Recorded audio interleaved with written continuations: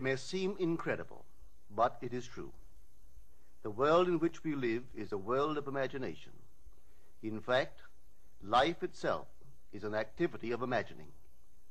All that we behold, though it appears without, it is within, in our imagination, of which this world of mortality is but a shadow. Nothing appears or continues in being by a power of its own.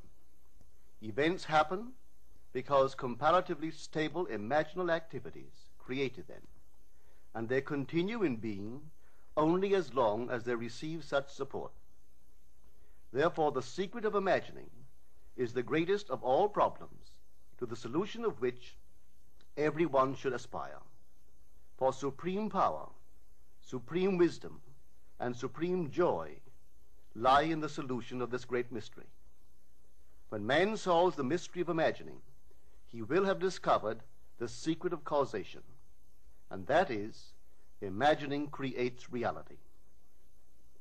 Divine imagining and human imagining are not two powers at all, but one. The valid distinction which exists between them lies not in the substance with which they operate, but in the degree of intensity of the operant power itself. Acting at high tension, an imaginal act is an immediate objective fact. Keyed low, an imaginal act is realized in a time process. Human history, with its forms of governments, its revolutions, its wars, and in fact the rise and fall of nations, could be written in terms of the imaginal activities of men and women. All imaginative men and women are forever casting forth enchantments, and all passive men and women who have no powerful imaginative lives are continually passing under the spell of their power. If imagination is the only thing that acts or is in existing beings or men, as Blake believed, then we should never be certain that it was not some woman treading in the winepress who began that subtle change in men's minds, or that the passion because of which the earth has been drenched in blood did not begin in the imagination of some shepherd boy, lighting up his eye for a moment before it ran upon its way. The future is the imaginal activity of man in its creative march.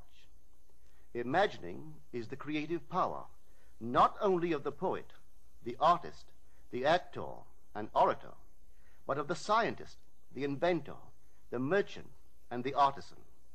Its abuse in unrestrained, unlovely image-making is obvious, but its abuse in undue repression breeds a sterility which robs a man of actual wealth of experience.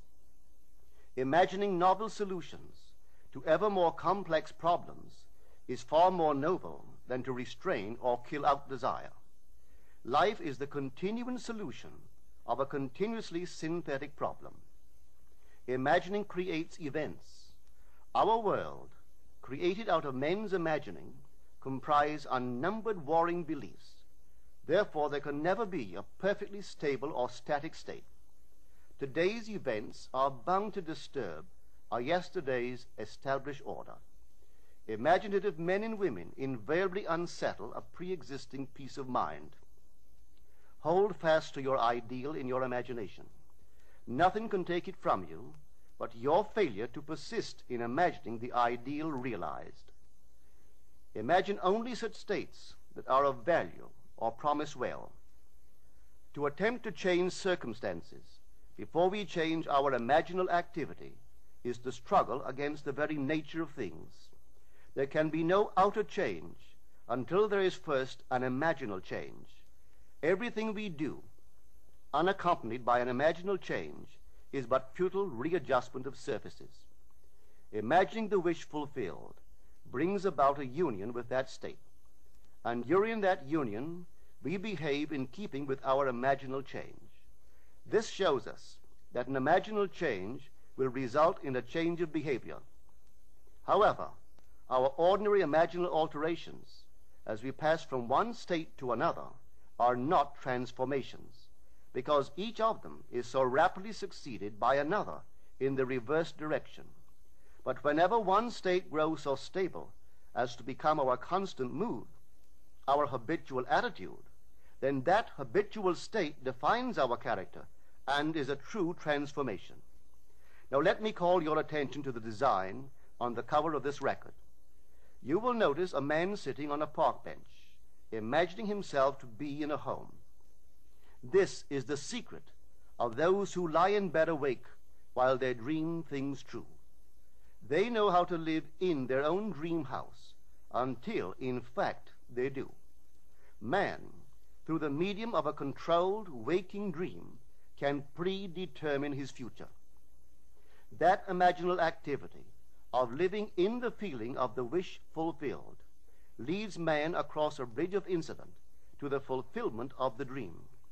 If we live in the dream, thinking from it and not of it, then the creative power of imagining will answer our adventurous fancy, and the wish fulfilled will break in upon us and take us unawares. Man is all imagination. Therefore, a man must be where he is in imagination, for his imagination is himself. To realize that imagination is not something tied to the senses or enclosed within the spatial boundary of the body is most important. Although man moves about in space by movement of his physical body, he need not be so restricted. He can move by a change in what he is aware of. However real the scene on which sight rests, man can gaze on one never before witnessed. He can always remove the mountain if it upsets his concept of what life ought to be. This ability to mentally move from things as they are to things as they ought to be is one of the most important discoveries that man can make. It reveals man as a center of imagining, with powers of intervention which enable him to alter the course of observed events, moving from success to success through a series of mental transformations of nature, of others, and himself. How does he do it? Self-abandonment. That is the secret. He has to abandon himself mentally to his wish fulfilled, in his love for that state, and in so doing live in the new state and no more in the old state. Now we can't commit ourselves to what we do not love, so the secret of self-commission is faith plus love. Faith is believing what is incredible. We commit ourselves to the feeling of the wish fulfilled, in faith that this act of self-commission will become a reality, and it will, because imagining creates reality. Imagination is both conservative and transformative. It is conservative when it builds its world from images supplied by memory and the evidence of the senses. It is creatively transformative when it imagines things as they ought to be, building its world out of the generous dreams of fancy. In the procession of images, the ones that take precedence naturally are those of the senses. Nevertheless, a present sense impression is only an image. It does not differ in nature from a memory image or the image of a wish. What makes a present sense impression so objectively real is the individual's imagination functioning in it and thinking from it, whereas in a memory image or a wish, the individual's imagination is not functioning in it and thinking from it, but is functioning out of it and thinking of it. If the individual would enter into the image in his imagination, as the design on the cover of this record suggests, then would he know what it is to be creatively transformative. Then would he realize his wish, and then he would be happy. Every image can be embodied, but unless man himself enters the image and thinks from it, it is incapable of birth. Therefore, it is the height of folly to expect the wish to be realized by the mere passage of time. That which requires imaginative occupancy to produce its effect obviously cannot be effected without such occupancy.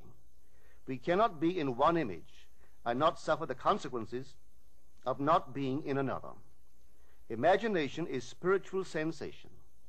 Enter the image of the wish fulfilled, then give it sensory vividness and tones of reality by mentally acting as you would act were it a physical fact. Now, this is what I mean by spiritual sensation. Imagine that you are holding a rose in your hand. Smell it. Do you detect the odor of roses? Well, if the rose is not here, why is its fragrance in the air? Through spiritual sensation, that is, through imaginal sight, sound, scent, taste, and touch, man can give to the image sensory vividness. If he does, all things will conspire to aid his harvesting. And on reflection, he will see how subtle were the threads that led to his goal. He could never have devised the means which his imaginal activity used to fulfill itself. If man longs to escape from his present sense fixation, to transform his present life into a dream of what might well be, he has but to imagine that he is already what he wants to be, and then feel the way he would expect to feel under such circumstances. Let him, like the make-believe of a child who is remaking the world after its own heart, create his world out of pure dreams of fancy.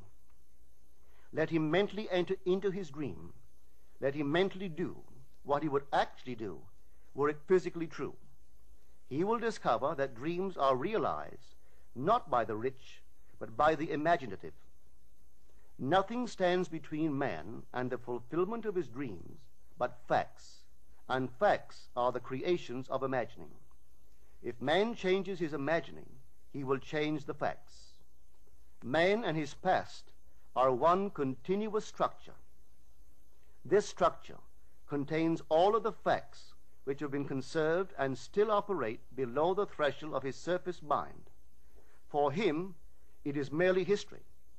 For him, it seems unalterable, a dead and permanently fixed past.